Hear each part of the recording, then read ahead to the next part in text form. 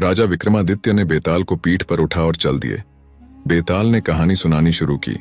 काशी में प्रताप मुकुट नाम का राजा राज्य करता था। उसके वज्र मुकुट नाम का एक बेटा था। एक दिन राजकुमार दीवान के लड़के को साथ लेकर शिकार खेलने जंगल गया। घूमते घूमते उन्हें तालाब मिला। उसके पानी में कमल खिले थे और हंस खिलोल कर रहे थे। किनारों पर घने पेड़ थे जिन पर पक्षी चहचहा रहे थे। दोनों मित्र वहां रुक गए और तालाब के पानी में हाथ मुंह धोकर ऊपर महादेव के मंदिर पर गए। घोड़ों को उन्होंने मंदिर के बाहर बांध दिया। वो मंदिर में दर्शन करके बाहर आए तो देखते क्या है कि तालाब के किनार कोई राजकुमारी अपनी सहेलियों के साथ स्नान करने आई है। दीवान का लड़का तो वहीं एक पेड़ के नीचे बैठा रहा, पर राजकुमार से न रहा गया। वह आगे बढ़ गया। राजकुमार ने उसकी ओर देखा तो वह उस पर मोहित हो गया। राजकुमारी भी उसकी तरफ देखती रही। फिर उसने जूड़े में से कमल का फूल निकाला, कान से लगाया, दांत से कुतरा, पैर के नीचे दबाया और फिर छाती से लगा अपनी सखियों के साथ चली गई। उसके जाने पर राजकुमार निराश हो अपने मित्र के पास आया और सब हाल सुनाकर बोला, मैं इस राजकुमारी के बिना नहीं रह सकता, पर मुझे न तो उसका नाम मालूम है न ठिकाना। वह कैसे मिलेगी? दीवान के लड़के ने कहा, राजकुमार आप इतना घबराएं नहीं, वह सब कुछ बता गई है। राजकुमार ने पूछा, कैसे? वह बोला, उसने कमल का फूल सिर से उतार कर कानों से लगाया तो उसने बताया कि मैं कर्नाटक की रहने वाली हूं। दांत से कुतरा तो उसका मतलब था कि मैं दंतावट राजा की बेटी हूं। पांव से दबाने का अर्थ था कि मेरा नाम पद्मावती है। और छाती से लगाकर उसने बताया कि तुम मेरे दिल में बस गए हो। इतना सुनना था कि राजकुमार खुशी से फूल उठा। बोला, अब मुझे कर्नाटक देश में ले चलो। दोनों मित्र वहां से चल दिए। घूमते फिरते सैर करते दोनों कई दिन बाद वहां पहुंचे। राजा के महल के पास गए तो एक बुढ़िया अपने द्वार पर बैठी चरखा कांतती मिली।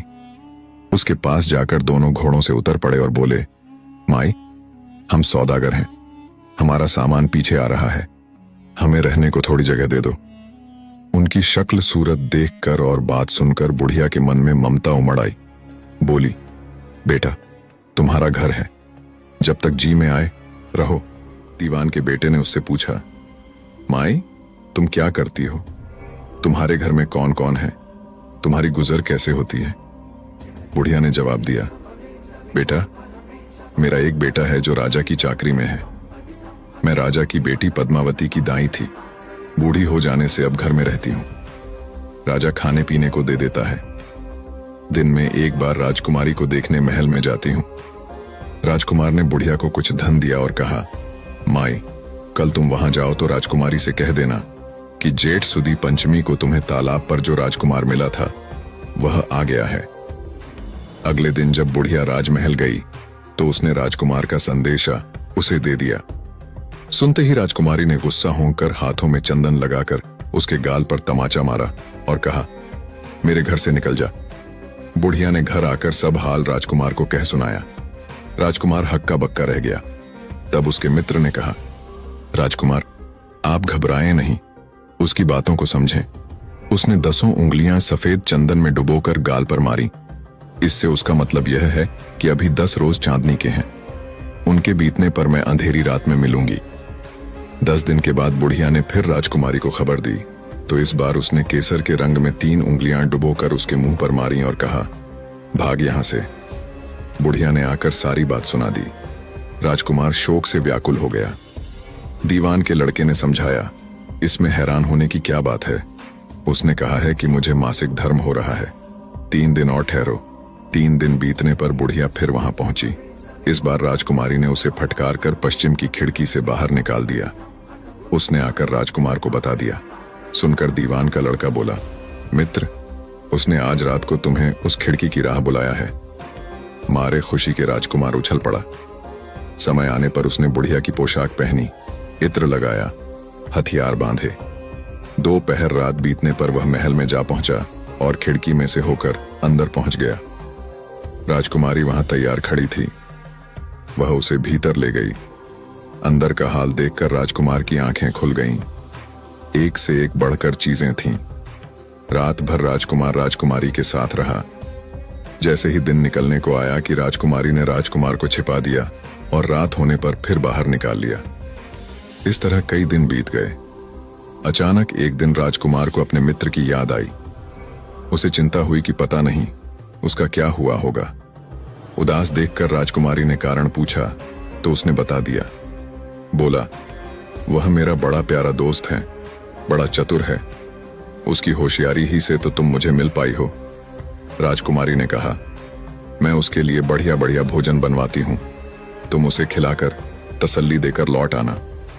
खाना साथ में लेकर राजकुमार अपने मित्र के पास पहुंचा। वे महीने भर से मिले नहीं थे। राजकुमार ने मिलने पर सारा हाल सुनाकर कहा कि राजकुमारी को मैंने तुम्हारी चतुराई की सारी बातें बता दी हैं, तभी तो उसने यह भोजन बनाकर भेजा है। दीवान का लड़का सोच में पड़ गया। उसने कहा, यह तुमने अच्छा नहीं किया। राजकुमारी समझ गई कि जब तक मैं हूं वह तुम्हें अपने बस में नहीं रख सकती, इसीलिए उसने इस खाने में जहर मिलाकर भेजा है। यह कहकर दीवान के लड़के ने थाली में से एक लड्डू उठाकर कुत्ते के आगे डाल दिया। खाते ही कुत्ता मर गया। राजकुमार को बड़ा बुरा लगा। उसने कहा, ऐसी स्त्री से भगवान बचाए, मैं अब उसके पास नहीं जाऊंगा। दीवान का बेटा बोला, नहीं, अब ऐसा उपाय करना चाहिए जिससे हम उसे घर ले चलें। आज रात को तुम वहां जाओ। जब राजकुमारी सो जाए तो उसकी बाईं जांघ पर त्रिशूल का निशान बनाकर उसके गहने लेकर चले आना। राजकुमार ने ऐसा ही किया। उसके आने पर दीवान का बेटा उसे साथ ले योगी का भेष बना, मरघट में जा बैठा और राजकुमार से कहा कि तुम ये गहने लेकर बाजार में बेच आओ। कोई पकड़े तो कह देना कि मेरे गुरु के पास चलो और उसे यहां ले आना। राजकुमार गहने लेकर शहर गया और महल के पास एक सुनार को उन्हें दिखाया। देखते ही सुनार ने उन्हें पहचान लिया और कोतवाल के पास ले गया। कोतवाल ने पूछा तो उसने कह दिया कि ये मेरे गुरु ने मुझे दिए हैं। गुरु को भी पकड़ लिया गया। सब राजा के सामने पहुंचे। राजा ने पूछा, योगी महाराज, ये गहने आपको कहां से मिले? योगी बने दीवान के बेटे ने कहा, महाराज, मैं मसान में काली चौदस को डाकिनी मंत्र सिद्ध कर रहा था कि डाकिनी आई। मैंने उसके गहने उतार लिए और उसकी बाईं जांघ में त्रिशूल का निशान बना दिया। इतना सुनकर राजा महल में गया और उसने रानी से कहा कि पद्मावती की बाईं जांघ पर देखो कि त्रिशूल का निशान तो नहीं है। रानी ने देखा तो सही में निशान था। राजा को बड़ा दुख हुआ। बाहर आकर वह योगी को एक ओर ले जाकर बोला, महाराज, धर्मशास्त्र में खोटी स्त्रियों के लिए क्या दंड है? योगी ने जवाब दिया, राजन, ब्राह्मण, गऊ, स्त्री, लड़का और अपने आश्रय में रहने वाले से कोई खोटा काम हो जाए तो उसे देश निकाला दे देना चाहिए।